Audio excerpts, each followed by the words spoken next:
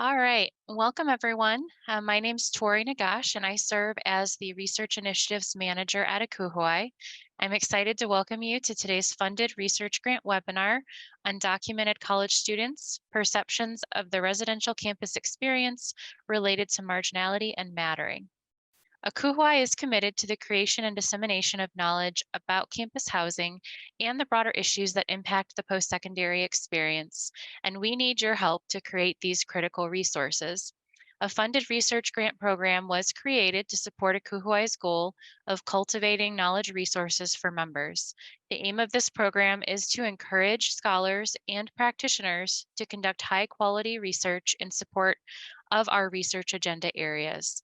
Financing of up to $7,000 and association support are available for selected studies. If you're interested in applying or learning more, you can find information about this program under Research and Data in the Knowledge Resources area of the ACUHO-I website. The 2023 funding cycle will open March 1st, and proposals will be accepted through April 7th. So I encourage you to consider applying or to share this as an opportunity for colleagues. Finally, some housekeeping notes. The live transcript feature is enabled, so you have access to subtitles if those are needed. The webinar is being recorded, and that recording will be added to the ACUHO-I YouTube channel. And finally, feel free to use the chat box to post any questions you might have during the webinar. And with that, I will turn things over to our presenters.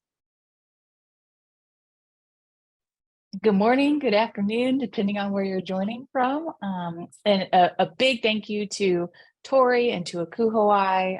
As Tori mentioned, this study was a part of a very generous grant, and we just wanted to acknowledge that up front. Otherwise, I would not have been able to conduct this study. And we were able to use some of the funds to thank participants, which is important in thanking students for their time and energy, but particularly for participants with minoritized social identities, to give them a little thank you for sharing their energy and stories with us. So I will pull up the chat box too. As you have questions, please feel free to pop them in.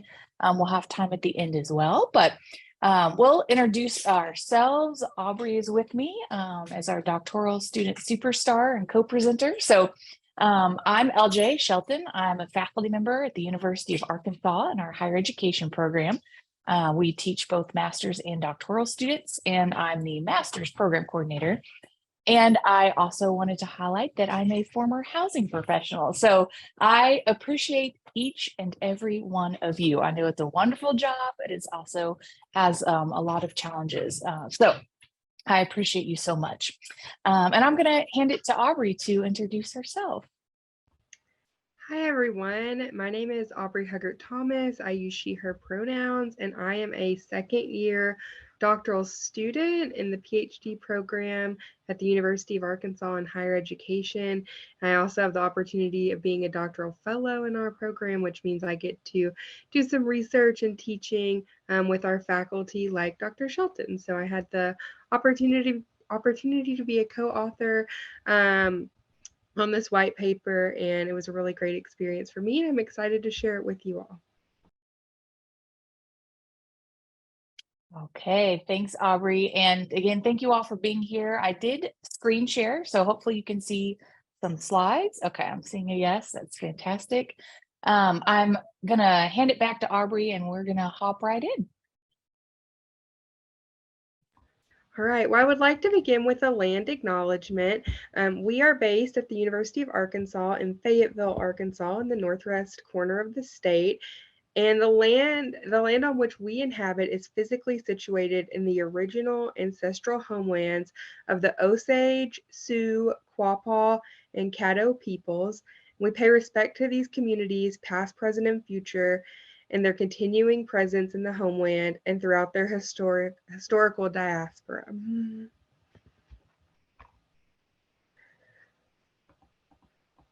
All right. Thank you, Aubrey.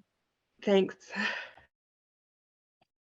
Okay, so as a welcome, we're a fairly small group, but I thought we could use the chat box. You can introduce yourself, and so everyone can see. And as we do that, I did want to give a note on language. And so you'll notice we're really intentional about the language we use when referring to the student population. So We say undocumented throughout our study, even though actually all of these participants received DACA, Deferred Action for Childhood Arrival. So that does open up some opportunity for them, but we still say undocumented to acknowledge that that's really a temporary Band-Aid, and sort of the structural oppressions are still in place impacting these students despite this, temporary and quite precarious protection. And also undocumented versus maybe some language we hear in dominant discourse or in the media, it's more humanizing than some you may hear. So okay, we're looking. Okay, go Tampa.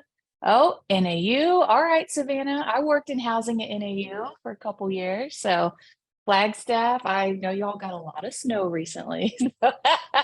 Hope you're staying warm. Okay. Please feel free to continue introducing yourself in the chat box. I'm so glad you all are here. And also to start, I wanted to read a quote. So this is by the Nagoski sisters. If anyone's familiar with their book, Burnout, they just came out with a workbook. And I really appreciate this in the workbook. It's helpful to notice what preconceptions you have about a topic before learning more about it. That makes sense. So if you haven't done a waterfall in a chat box before, essentially you won't hit send yet. Just go ahead and type your response to this question about what do you already know about DACA or undocumented college student experiences, where you've learned it, if there's something you'd like to know more about. So go ahead and type that, but don't hit enter yet. And on my cue, we'll all hit enter and we can see everyone's responses. So I'll give you a moment for reflection.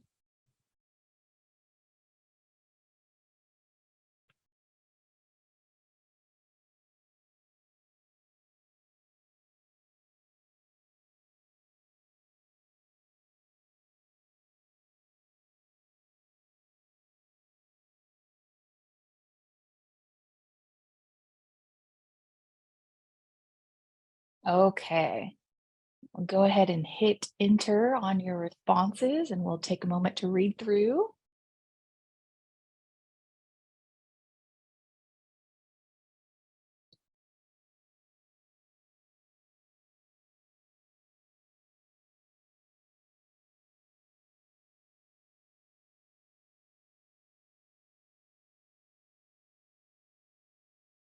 Mhm.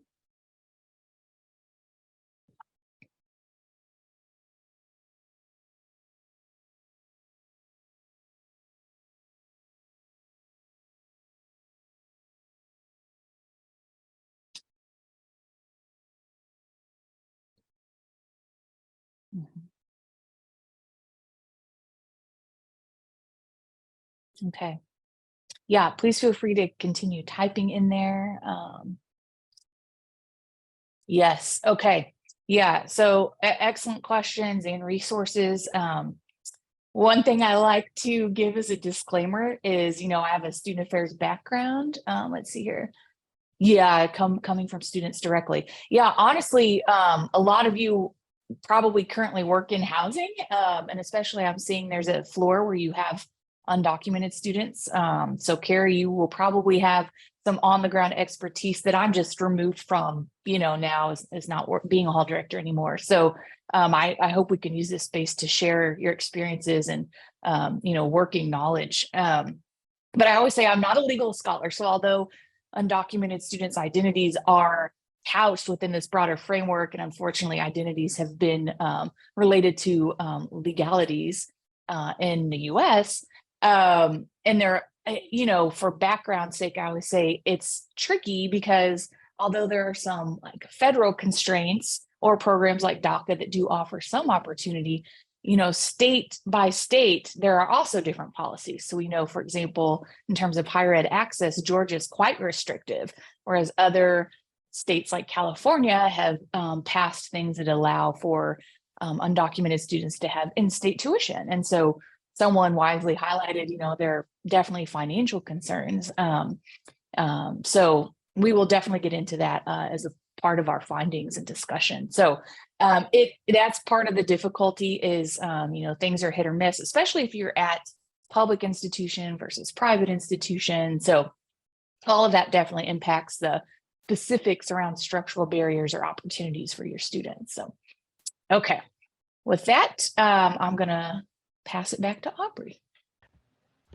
All right, so I want to start with sharing a little about the background and the purpose of our study before we get into some of our literature and then move forward with our findings and discussion. The purpose of this study was to inform higher education and student affairs educators and professionals of the experiences of undocumented Latinx college students as an avenue to better serve this student population. As scholar practitioners, we want to be able to provide resources for HESA professionals to support students in daily work.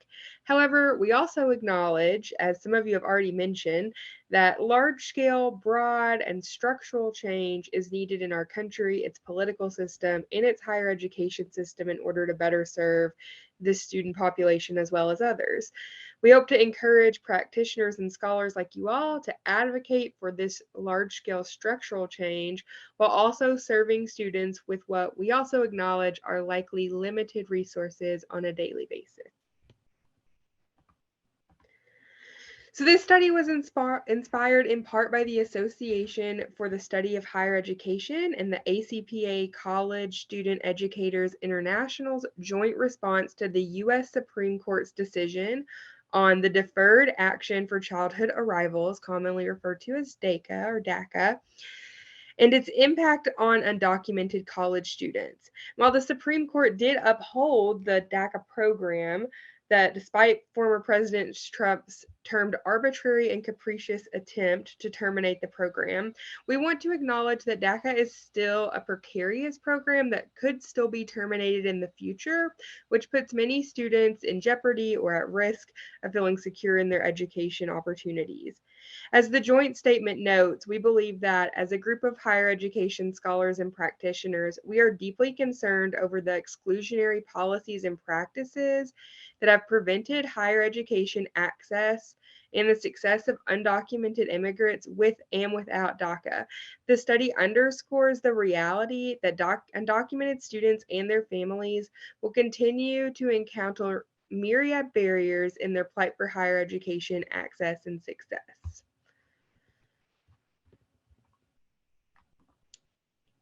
Oh, my screen froze, sorry. The study answers the call by some of our professional associations as well, such as NASPA's Undocumented Immigrant and Allies Knowledge Community, by aiming to equip HESA educators to support undocumented students and professionals and bring about greater societal transformation where educational access, opportunity, and success exist regardless of immigration status. For this study, our research question was, what are undocumented college students' perceptions of living on campus related to marginality and mattering? And we began with our literature review, and we sought to better understand the many benefits of living on campus as an undergraduate student.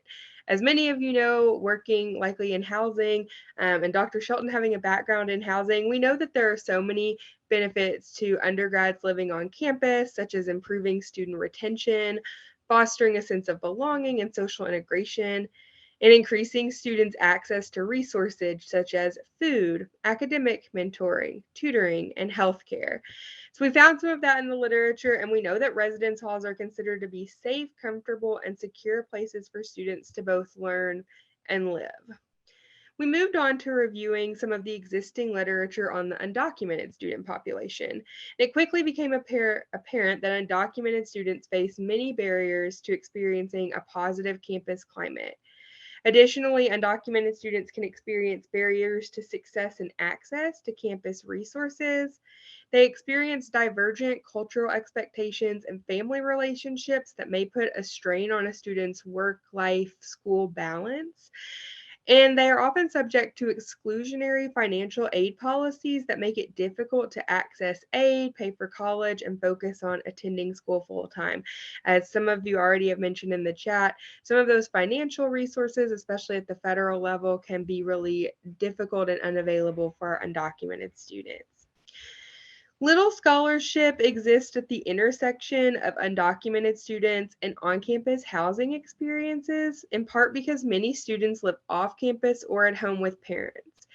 This is due in part to the price of on-campus housing, to family expectations and cultural norms of undocumented and Latinx students who may be expected to live at home through early adulthood, and unwelcoming campus climates that result in racism and hostility for students.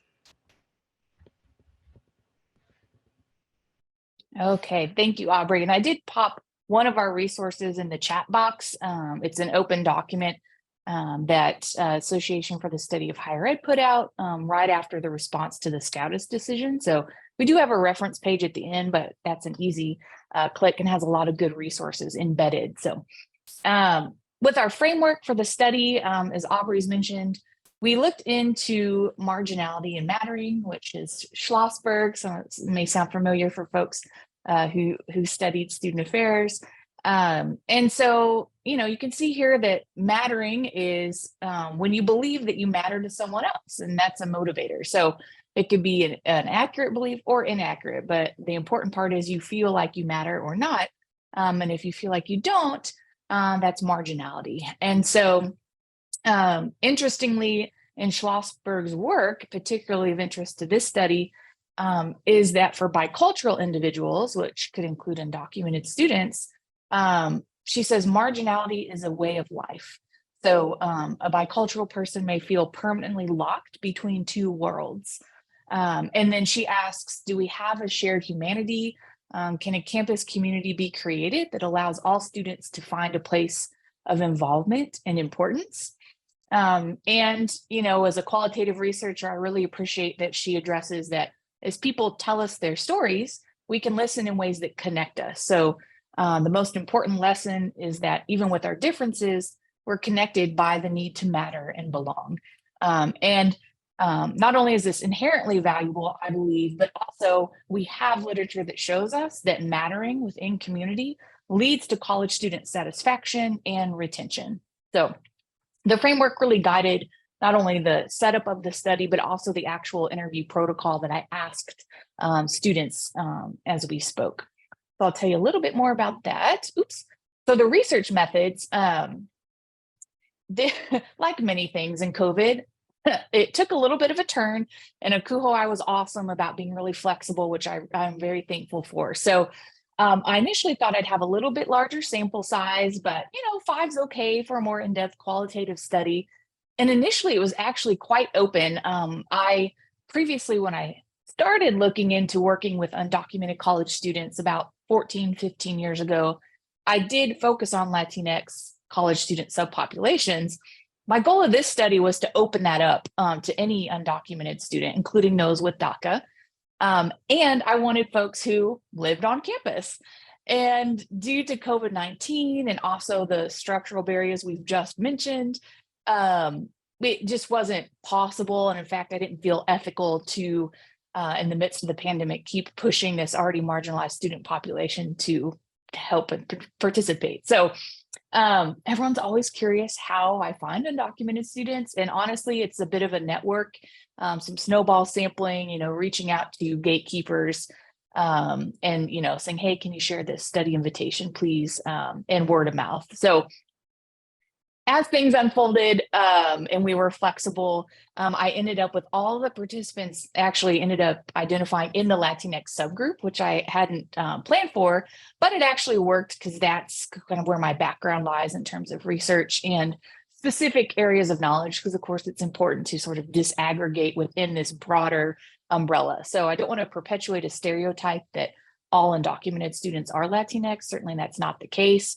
We're seeing a lot of like Asian subpopulations as well now become more visible. But, a lot of times when we're studying a particular student population, we don't study maybe the counterparts in their cohort. So at first I was a little disappointed that I didn't have participants who actually lived in housing. But then I had to kind of reframe it and say, yes, that's important. I'd still like to hear from those folks, but maybe it's good to hear from folks who didn't live in housing to see like, why not? And what are your perceptions? So it worked out even though it was unexpected. So I was able to do some interviews with them. Most folks did phone or Zoom audio only, no video. They got to pick pseudonyms, of course. their institutions were masked just for some confidentiality. And it's always important in any study, but especially in this one where, Aubrey and I both hold majoritized social identities in relation to our participants who have multiple minoritized identities, so undocumented, Latinx.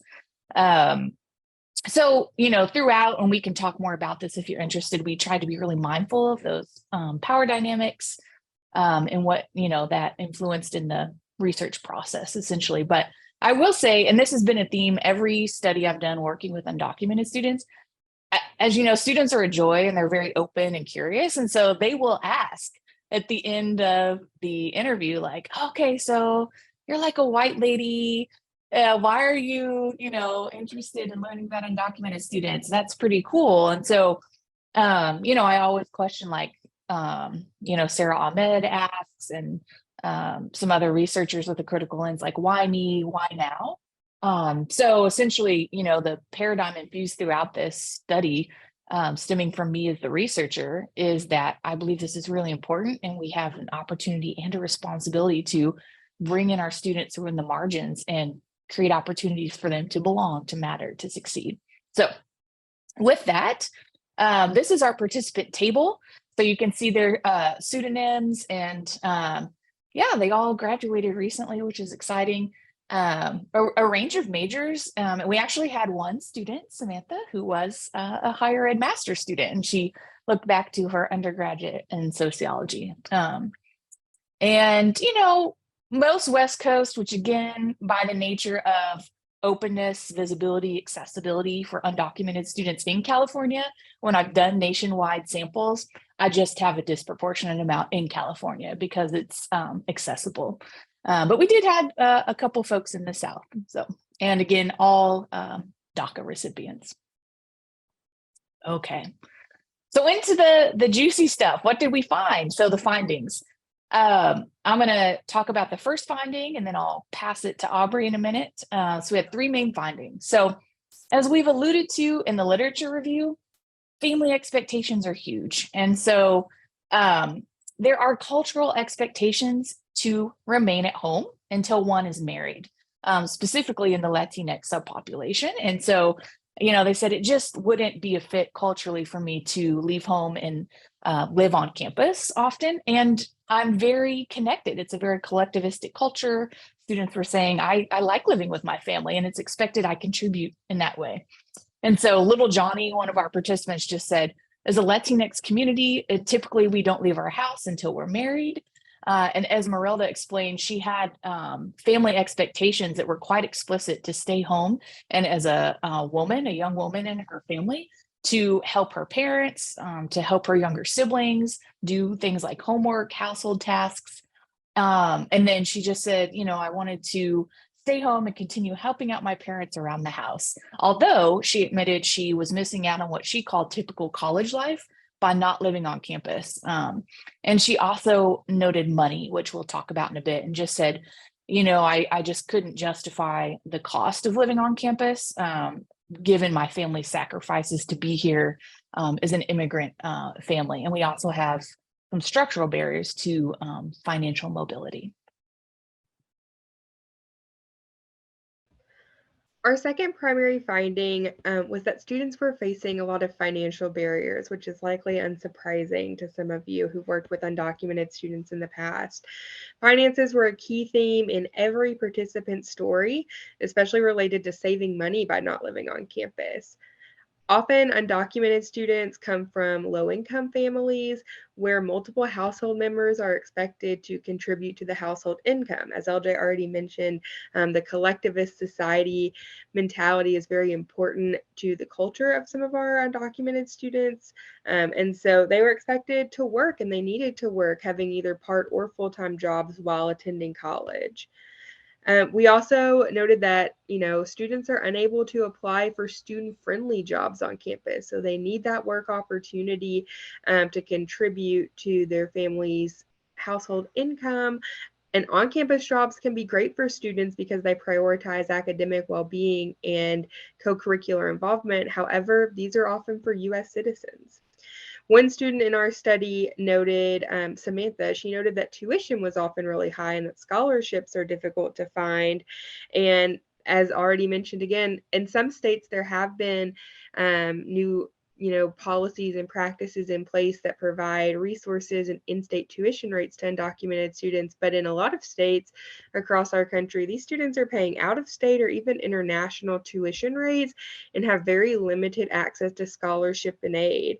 It's like Samantha in our study applied for multiple scholarships and work study and other jobs on campus and was discouraged time and time again, where it was U.S. citizens or U.S. residents who were being considered for the positions based on eligibility.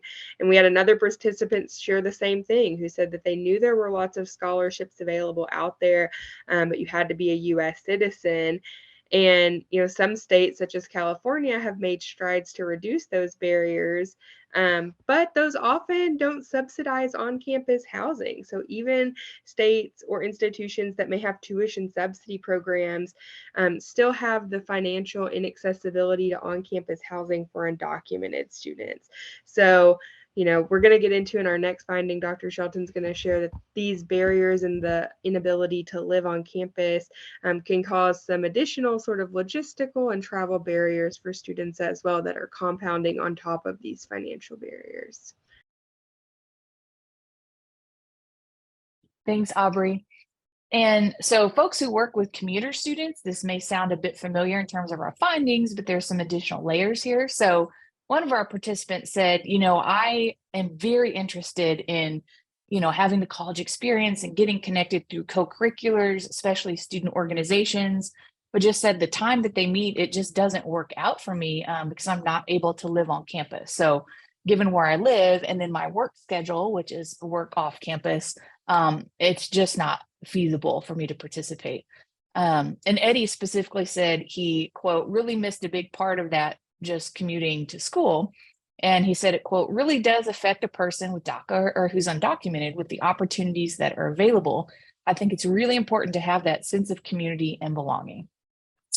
And the travel logistics are further complicated related to structural barriers and documentation. And so students were well aware of the benefits of being involved on campus and, yearn to live on campus where they could be involved just as a natural part of their day-to-day climate.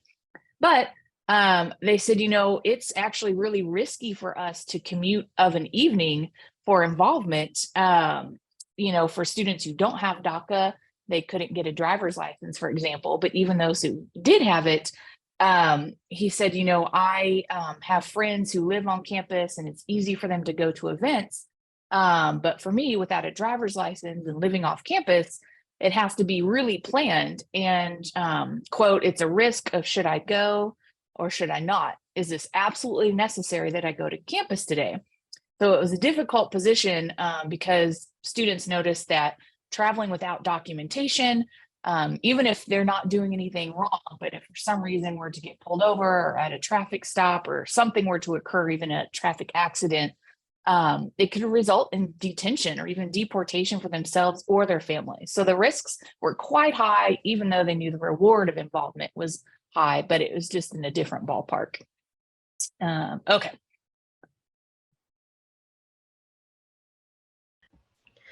So one of the, some of the key things that we found, had multiple layers, as Dr. Shelton mentioned. So undocumented students do understand the benefits of living on campus, and many of them had like a desire to either live on campus or experience a more what we might consider a traditional campus experience, but it may not be feasible for them to reside in our on-campus housing. And the external constraints that we found were often compounding. So a student may be expected to live at home and contribute financially to their household, and they may also be expected to have a job that requires them to not live on campus because it's difficult to commute, or they have to work after the curfew of their residence hall. And so things just sort of stacked up that made these external constraints really layered and nuanced for the students in our study. Students did express some feelings of marginalization regarding the lack of connection and involvement. As our literature revealed, and as you all probably know, there are so many social and co-curricular opportunities that students experience while living in on campus, and we hope to promote those opportunities. But these students definitely felt like those opportunities and the opportunities to be connected and involved on campus were not as available to them and left them feeling marginalized and outside of those groups. Dr. Shelton's going to share a little bit about some of our implications for practice that came from that discussion and those findings. Thanks, Aubrey. Okay, the moment we've been waiting for, the practice piece. So I look forward to learning with you all too for ideas you have and experiences you've had. So these are the three main implications we thought of. So I like to frame this within, I know you all are, we're all working under some bigger constraints in terms of, policy, social climate, the historical moment we're in. It's important to continue working on that to create change. But also, as a former student affairs person and a housing professional, I'm also interested in, while we, flip tables and burn things down and create change, how can we on the ground make a difference in the students' lives that we work with now? Like, what's in our more immediate locus of control? So I want to, encourage us to have that big liberatory imagination in terms of systems level, but also think that in the day-to-day we can make a difference with this information, hopefully. So one of the big things, family, I mentioned, is a huge key theme for a lot of reasons. And so, we thought proactively addressing this is so important. And we know critiques of old student affairs or higher ed literature about students just need to, immerse in campus and sort of leave family behind and become independent, like the old school Tinto attrition, that's not realistic, and it's actually harmful for students, for example, who do have familial obligations or a really collectivist culture. We have to bring families, and however that's defined for the student, into the fold. So some students were interested in exploring living on campus, but there was definitely a huge theme of a need for include families in housing outreach because of those expectations and sort of traditions. In a prior study, especially for the young women, their families were very nervous culturally about sending them off to live with strangers in a strange environment. And so how can we include families in outreach? And some of that is also having multilingual services. Another thread of this study that didn't show up in this particular piece was around orientation experiences. And the students were saying, I had family members come, parents in particular, and they were just off to the side and not included because there were no language services to be inclusive. So, proactively addressing concerns about roommates and housing policies. And I saw this on one of the questions someone wrote ahead of time when they registered, which is a wise question about how do these realities impact just sort of daily operations in housing, things like, fire drills or room checks and that sort of thing. And so a participant said very clearly they had the perception of I want to live on campus. I would love to have a roommate in that college experience, but I'm actually really nervous because if my roommate engages in, what they consider traditional college behavior, like maybe underage drinking or throwing parties or whatever it may be, they were very scared that they would get in trouble.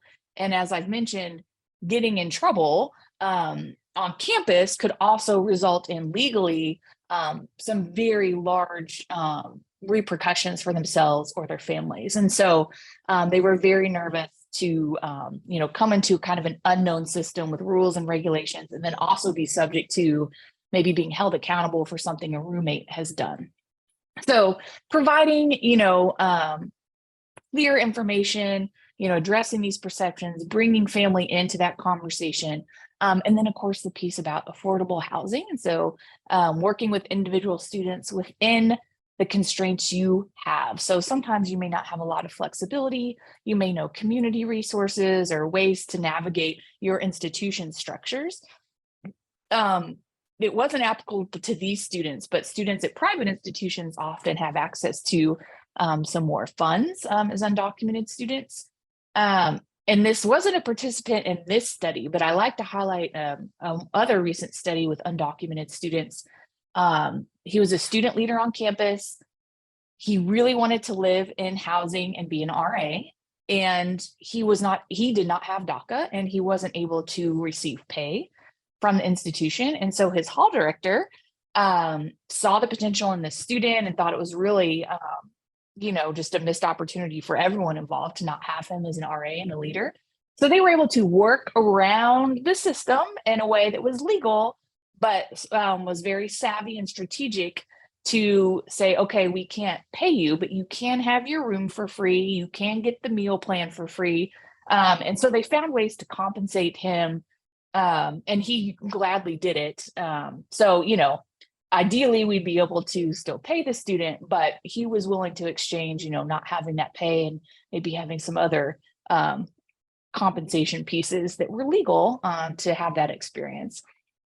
So there may be ways to partner on campus to find those strategic ways. So that's kind of the family piece and family realities.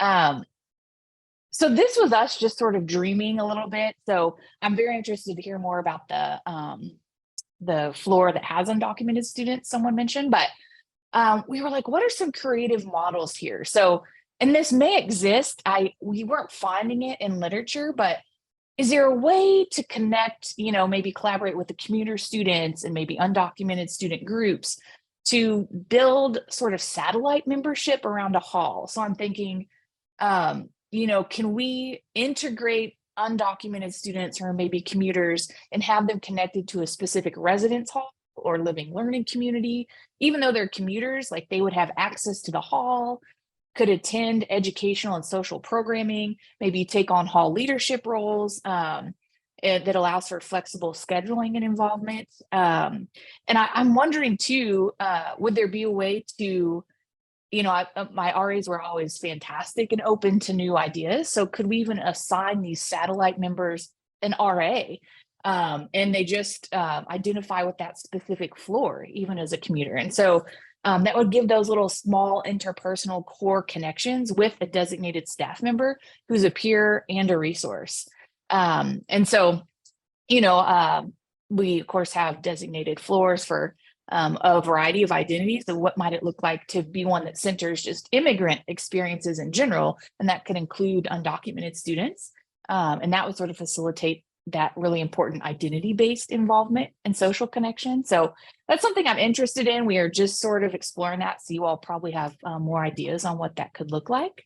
And then of course, with the commuter student piece, like what are some alternatives? So, we know the benefits of living on campus, like what might be replicated in a reasonable way with purposeful alternatives. And so again, this may require creating support networks across campus and collaborations, but what might we do in terms of social connections, throughout the day when maybe students are already on campus during the day, free programming, of course, serving meals at events. And then we wondered, beyond the campus boundaries, how could we partner as housing professionals with the local community to create like affordable and flexible transportation to and from campus? And maybe there are community centers and cultural hubs that could partner, and it could be mutually beneficial to have like accessible offsite programming collaborations and maybe bringing those folks to res halls. So replicating some of that social connection and learning and developmental activities that take place in campus housing.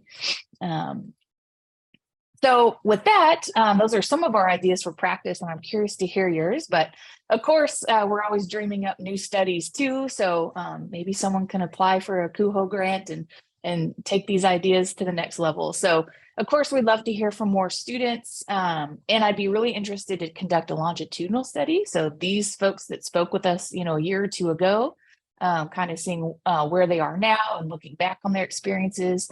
And then, as I mentioned, I'd love to have a broader sample outside of our Latinx subpopulation and hearing from students who are actually in housing. And then, I think just moving forward for sure, the foreseeable future, just understanding the impact of COVID-19, because we may have had undocumented students in housing, but then campus is shut down. And so then, what were those layers for them? So with that, we want to open it up to question and answers. We do have a resource slide with just some select references at the end, but feel free to email me anytime if you're curious about some of our citations. So I will stop the screen share and open it up.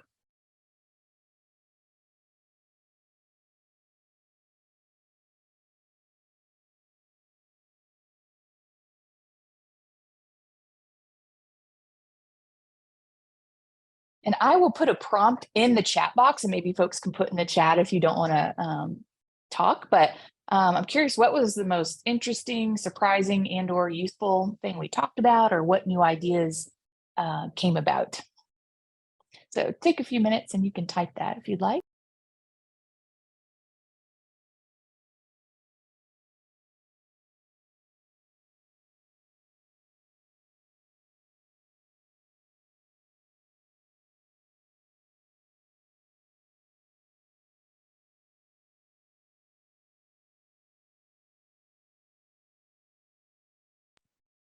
While you all think about that and type, I want to be sure I do address the questions that folks wrote in the registration.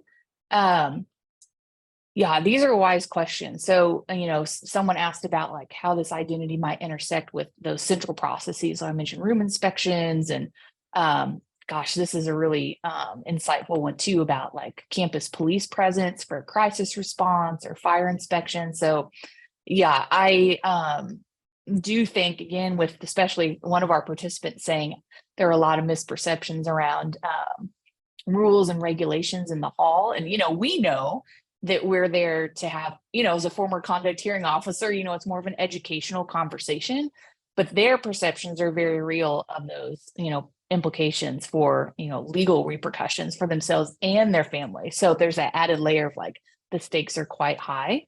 And especially around having law enforcement officials on campus and in their living space, and there's some literature around that says like we really need to problematize having like Border Patrol, for example, recruiting on campus for positions and being set up around campus, because that could be really triggering for this student population. So, thinking if your students, and that's the other thing, we may not know unless we, have a relationship or our RAs have a relationship with the student, we may not know they're undocumented. And so not assuming and just sort of sharing this information about like, here's what these processes are, here's what they aren't. If you have concerns, come to me. Let me see, we have a comment here. Yeah. Oh, yeah. Mm-hmm. Yeah, thank you, Carrie. That's a good one. Yeah, campuses who do have that residential requirement. And then I've been on campuses like that as well. And there's a process for students to sort of apply to petition to not have to, live on. And like, what ways can we make that sort of culturally relevant and not an extra hurdle for students? Yeah, that's a tough one. And then yeah, related to that, relative work experience, someone asked about off-campus jobs and how career outcomes affect sense of belonging. There is a body of literature on this in terms of how careers are impacted. So as Aubrey mentioned, and we know, working on campus is really beneficial for students who need to have a job. It keeps them connected in the community. And, sometimes on-campus positions are a little more understanding and flexible with student responsibilities. Thanks, Barb. Thanks for coming. Yeah, there's definitely some research out there. And not this study, but a prior study I did with undocumented college student experiences. They were also all Latinx, and they were all undergrads. That required, it was around institutional agents, which Kenny Ninehusser also studies. They also had to find someone or multiple institutional agents, us on campus, to help them navigate in a strategic way. And so, for example, some students said, well, I really wanted to be a teacher. Like I want to give back to my community. Their academic advisor didn't either know they were undocumented or know how to navigate that. And so they went through all the coursework, got to the end of their collegiate career, and weren't able to do the student teaching required. They didn't have the identification that they needed to pass the background check to do the teaching in the schools. And so they had to switch majors at the last minute, and they didn't know that was going to be a barrier. And, a couple of majors students said, yeah, everyone has to study abroad for this, global studies, but I can't travel abroad. The nursing program. Yep. Yeah. And so students have to pivot at the last moment. That student in particular changed to social work. And so, how are we communicating with our students around, unfortunately, barriers that we maybe can't fix? But another one was a STEM student who needed expertise in a lab to carry on in their forensic chemistry major. And all the lab students were supposed to get paid, but there were also background checks, and they couldn't do either. They didn't have DACA, and they couldn't get paid. And so it took a faculty mentor connecting with the student to say, I will just mentor you. Unfortunately, I can't pay you. That was, the student should be getting paid like everyone else, but was like, for the purposes of this, like, I'm just going to give you informal mentoring in the lab to get you that experience and write your letter of recommendation. So, so trying to find creative workarounds, but it certainly does affect, careers. And then if you can imagine going through a major with years of, kind of being in the same group of nursing students, for example, and you feel like you belong, and then finding at the last minute, you don't get to have that culminating capstone experience of like the teaching in the classroom. You can imagine you would feel quite marginalized, having to leave your peer cohort and switch majors at the last minute and not have that experience together. Let's see, we've got another. Oh yeah, co-ops. Yep.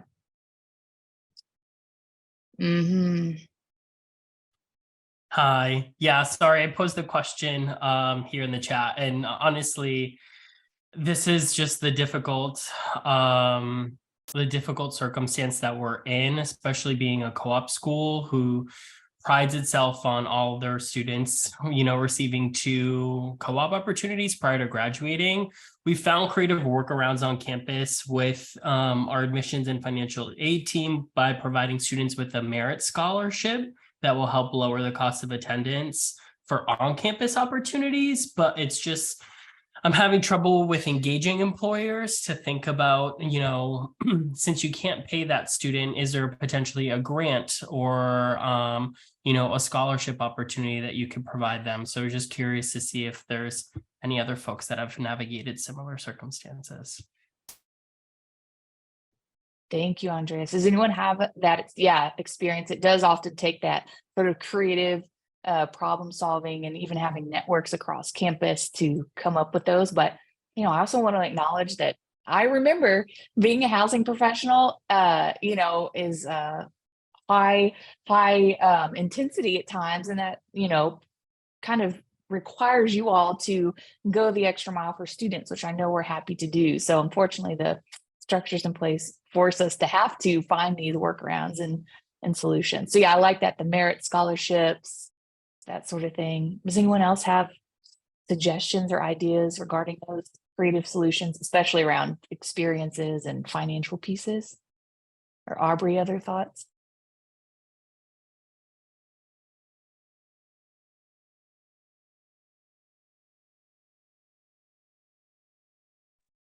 Yeah, we had a student in California who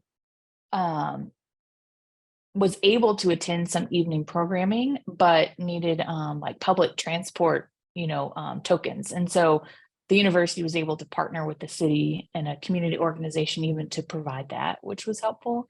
And I do want to acknowledge Savannah. Yeah, thank you for that contextual question about historically wide institutions. And previously I have looked at HWI four-year institutions. This one I left open, so we had a bit of a range. But yeah, the cost of living off campus sometimes is exorbitant. So yeah, in Flagstaff, I could not have lived off campus when I was a hall director, if I wanted to stay in Flag after. So yeah, I think students mostly said it wasn't even a matter of on campus or off campus on my own. It was a matter of I would like to be on campus, but I'm with my family in their existing dwelling, which is often further out from campus, which but it exacerbated the commuting challenges. So yeah, knowing, and we're having just a wild housing crisis even here in Northwest Arkansas. I mean, rent has like over tripled. We're having a hard time helping students who are housing insecure find a reasonable accommodation. So yeah, that's very real too. And I appreciate, Savannah, you addressed that like the minimum wage, whether you're on or off campus, is typically not sustainable for students or other people. But I think it's important to note, like, a lot of our students expressed that they wanted, or we had a couple specifically express that they would have wanted access to like an on-campus job, either a work study job or an hourly on-campus job opportunity that, like, as we know, can be more flexible positions. But I think a bigger structural issue there that like didn't come up for many of our participants, but like those jobs don't typically, like, they may not pay enough to be sustainable for students to live either on campus or off campus independently, or to even contribute to their household income in the way that some students may be expected to do in a collectivist society. So I do think that larger structural piece is important, in that it's not just opening up jobs on campus that are open to more students, but that are, well compensated or come with other, like we've talked about, workaround forms of additional compensation that can help students have really true full access to the resources on campus. Thank you, Aubrey. And I just wanted to provide a few more resources. You'll see these names in the ASH statement I sent, but if you're interested in following the work of some folks, I work with these particular people in the ASH, Association for the Study of Higher Ed, Undocumented Presidential Commission for Students and Interests. So NASPA also has a specific knowledge community around undocumented students. So yeah, you're definitely not alone if you're pondering these things and wondering what it means for in practice. So hopefully we gave some ideas. I think I attempted to cover the questions we saw. Is there anything I missed or other final questions or comments?